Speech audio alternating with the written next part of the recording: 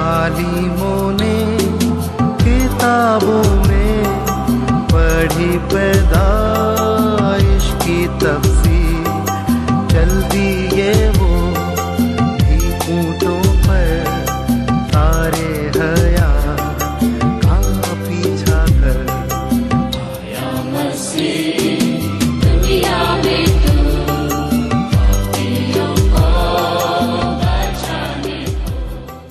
प्रभु यीशु मसीह के सर्वश्रेष्ठ नाम में आपका अभिवादन। पवित्र बाइबल के 130 भजन के 7वें वचन में हम इस प्रकार पढ़ते हैं, उसने मूसा को अपनी गति और इसराइलियों पर अपने काम प्रकट किए। परमेश्वर ने मूसा को इसराइल के नेतृत्व के लिए चुना।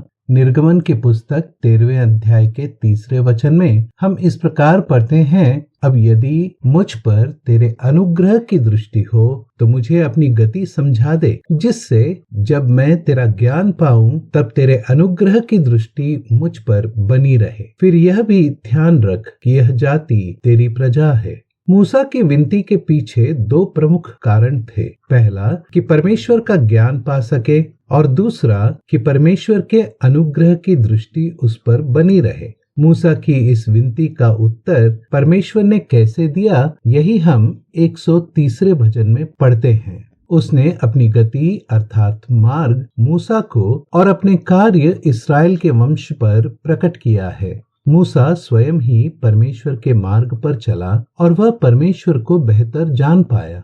परमेश्वर ने इस्राएल के लिए अद्भुत कार्य किए और इस्राएल को मूसा परमेश्वर के द्वारा दिए गए वायदे के देश की ओर ले चला। परमेश्वर के मार्ग को जानने पर होने वाले फायदे को हम 68वें भजन में पढ़ते हैं, जिससे तेरी गति पृथ्वी पर और तेरा किया हुआ उद्धार सारी जातियों में जाना जाए। परमेश्वर ने हम पर भी अपने मार्ग और अद्भुत कार्य प्रकट किए हैं। मसीह कहता है, मार्ग और सत्य और जीवन मैं ही हूँ, बिना मेरे द्वारा कोई पिता के पास नहीं पहुँच सकता। पिता स्वर्ग में है और स्वर्ग जाने का एकमात्र सीधा और सरल मार्ग अर्थात प्रभु यीशु मसीह ही है। उसके किए हुए अद्भुत कार्य अर्थात क्रूस पर किए हुए स्वयं के बलिदान और तीसरे दिन मृतकों में से जी उठना, उसके मृत्यु और पुनरुत्थान पर विश्वास रखने वाले को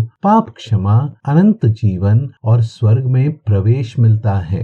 परमेश्वर की यही इच्छा है कि आप भी स्वर्ग में प्रवेश कर सकें। इसलिए मसीह के द्वारा बताए गए मार्ग पर आप चलना प्रारंभ करें। परमेश्वर आपकी सहायता करे। धन्यवाद।